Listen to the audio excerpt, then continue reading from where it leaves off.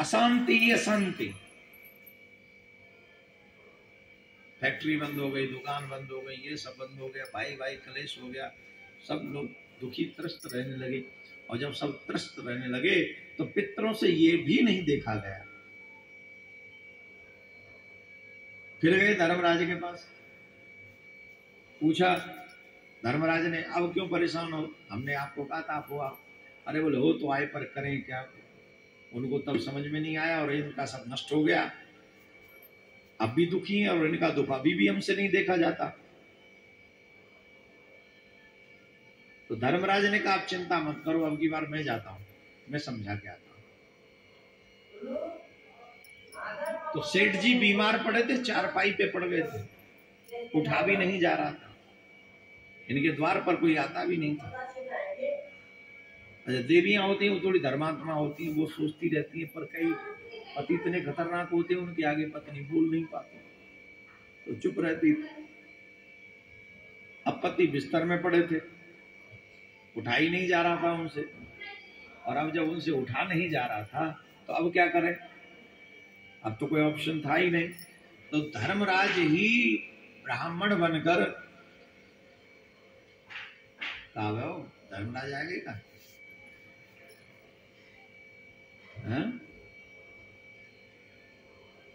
अच्छा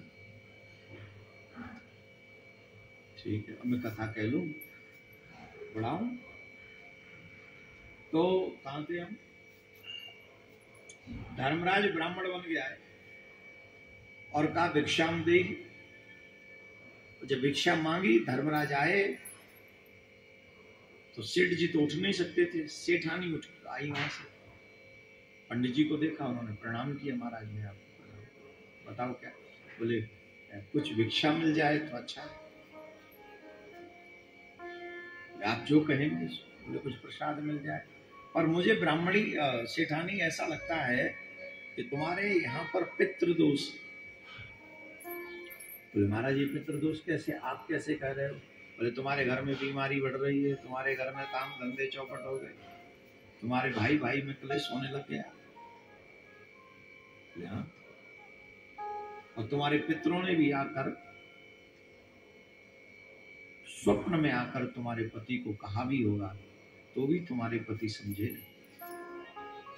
अब तो चरणों में गिर पड़ी, महाराज क्षमा करो, ये लोग कुछ भी अच्छा नहीं करते, हम क्या करें आप बताओ। बोले देखो, पितरों के स्वप्न में आने का मतलब अलग अलग होता है।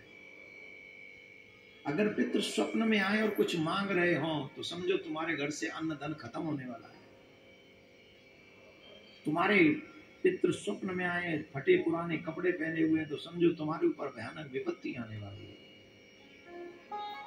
और पितृ अगर स्वप्न में तुम्हें दिखाई पड़े और वो श्वेत वस्त्रों में हो, शांत हो, मुस्कुरा रहे हो, तुम्हारे सर पे हाथ फेर रहे हो, तो समझना तुम्हारे पितृ तुमसे बड़े प्रसन्न हैं, बहुत प्रसन्न।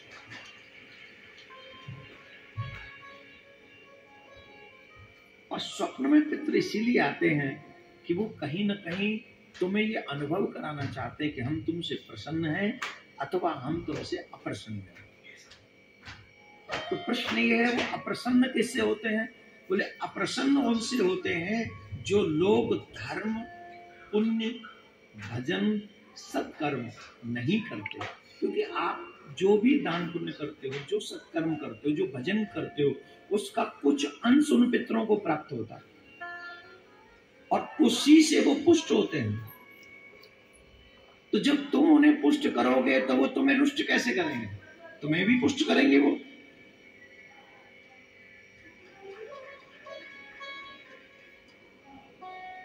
शास्त्रों में लिखा है भगवान की पूजा भूल जाओ एक बार को, लेकिन पितरों के, आज पूर्णिमा है, अपने पितरों के नाम से हमको जल अवश्य तर्पण करना चाहिए। जल क्या जा रहा है, जल में तिल डाल के चढ़ा दिए पितरों के नाम, क्या गया तुम्हारा?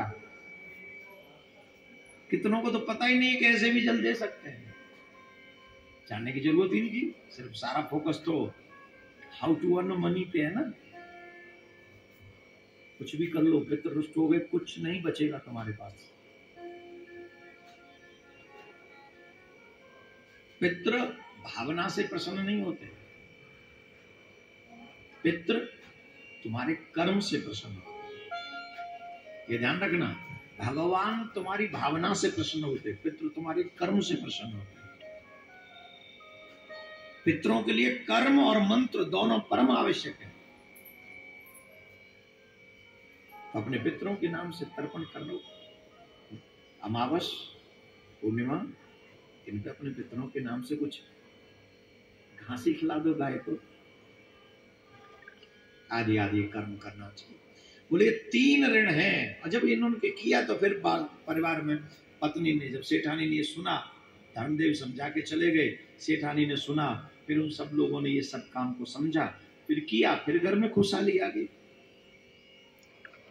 हम आपसे आग्रह करते हैं, जितने भी लोग हमारे शिष्य लोग हैं, अपने पितरों को ध्यान रखो, पूजा पाठ किया करो, और प्रिया कांजू के साथ साथ अपने पितरों के नाम से भी गाय को घास, ब्राह्मण को अन्न, और जो संभव हो सके महीने में 1-2 बार तो हम कर ही सकते हैं, कोई मुश्किल बात नहीं।